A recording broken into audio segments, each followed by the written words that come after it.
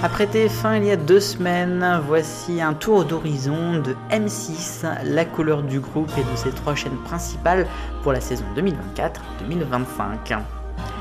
Et joyeuse fête pour la France, nous sommes le dimanche 14 juillet. Bienvenue dans le TV 168.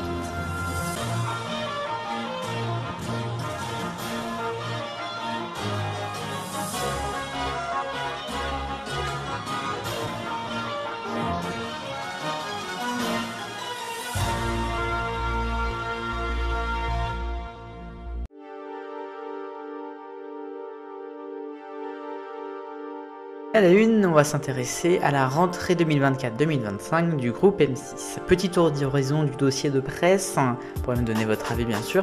On commence avec M6 et des divertissements. Il y aura le Golden Bachelor, le maillon faible de retour donc, les traîtres pour cet été, Pékin Express notamment qui fêtera ses 20 ans, retour de The Island, mais aussi du jeu que le meilleur gagne, le Grand Test et puis 99 à battre. Sans oublier le meilleur pâtissier avec Laetitia Milo. Dans les magazines, retour d'une ambition intime, une émission de Julien Courbet, on n'est pas d'accord.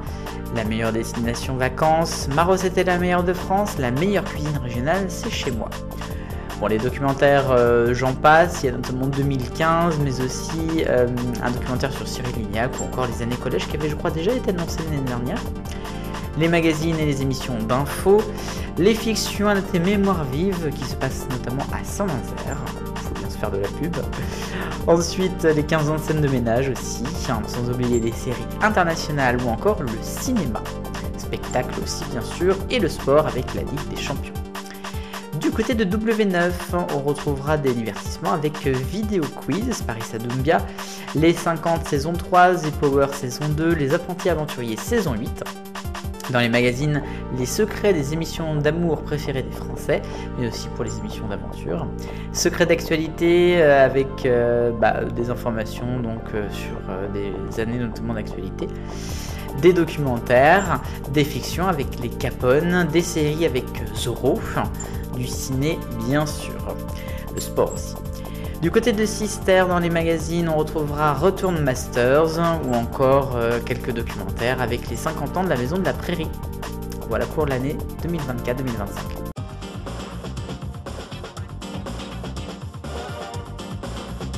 Question 168. Alors Flavie Flament à Télématin, est-ce que c'est une bonne idée? Oui, à 70% de vos voix, moyennement 21% et 9% pour le non. Merci pour vos votes.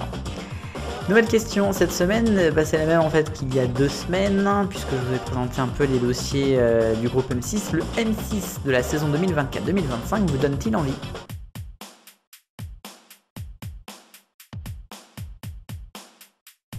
Et un focus rapide pour revenir donc sur la première semaine des auditions de l'Arcom concernant le renouvellement de canaux TNT.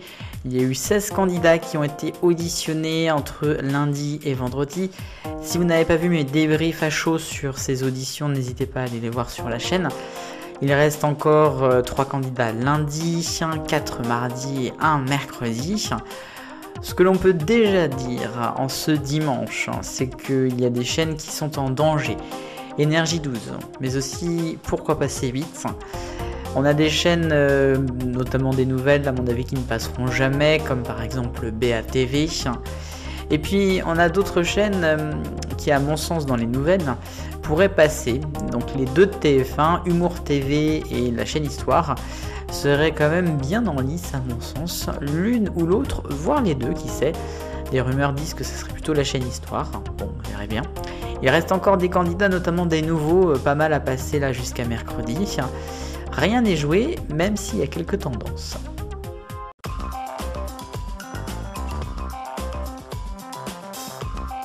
Le rayon des autres infos de la semaine, et on commence avec BFM TV qui désormais appartient à CMA-CGM.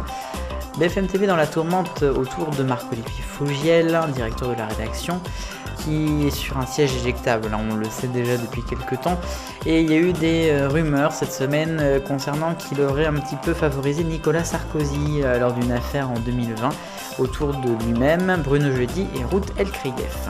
Affaire à suivre. Deuxième information, je vous avais annoncé il y a quelques semaines que RMC Story allait lancer un talk show hebdomadaire. Ça serait présenté par Yasmine Oulis et elle serait entourée notamment de divers chroniqueurs. On a eu certains noms cette semaine. Il y aura par exemple l'humoriste Dako, mais aussi Julie Mamoumani, sans oublier Azedine Amel Chaouk, qui serait donc sur ce nouveau talk show d'RMC Story. Troisième info, nous allons parler de TMC qui en avait presque marre en fait de proposer Quotidien. Quotidien a terminé sa saison mardi, un peu plus tard que prévu suite donc aux élections législatives. Ça fait de bonnes audiences pour Quotidien, notamment lundi. Eh bien, Yann Barthès aurait peut-être préféré partir en vacances un peu plus tôt. Je rappelle que TPMP, ça fait presque un mois maintenant qu'ils sont partis en vacances. C'est à vous, ce n'était que ce vendredi.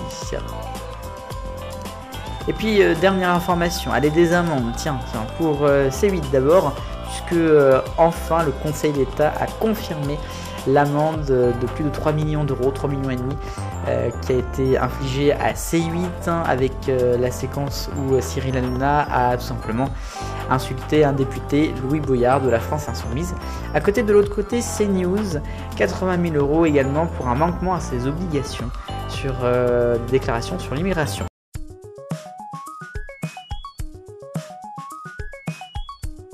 L'arc-en-ciel des audiences, le rouge est pour France 3 avec Mika, qui n'est pas si philharmonique que ça, puisqu'il n'a fait que 600 000 téléspectateurs, c'est un des pires scores de la chaîne depuis 6 ans. En orange chez M6 avec Show Me Your Voice, qui était de retour, là aussi pire score et surtout par rapport au précédent numéro en 2021. Le jaune est pour France 3 avec Le village préféré des Français, une édition large baisse par rapport à l'année dernière, jeudi. Le vert avec France 5, c'est à vous, qui est pour son avant-dernière de la saison un record en part de marché depuis très longtemps, 9,5. Et puis c'est dans l'air qui était en bleu clair lundi, là aussi un record notamment en part de marché 15,8.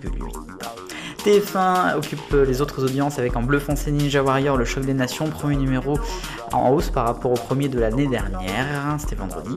Et puis bien évidemment le match de demi-finale Espagne-France qui a fait le record de l'année je pense de l'audience. Et puis en rose, les audiences des législatives, le deuxième tour. TF1 est en hausse donc à plus de 6 millions de téléspectateurs dimanche dernier, 26% de part de marché. France 2 est aussi en hausse, mais d'un peu moins. France 2 un peu plus à la peine pour ce deuxième tour. 5 400 000, 23% quand même de part de marché.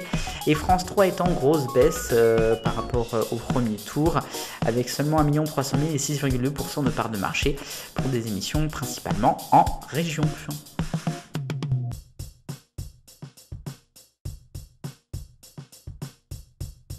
Et enfin, on va parler de sport. À quelques jours des Jeux Olympiques, un décret a été publié au journal officiel samedi dernier concernant les événements sportifs à être diffusés obligatoirement en clair.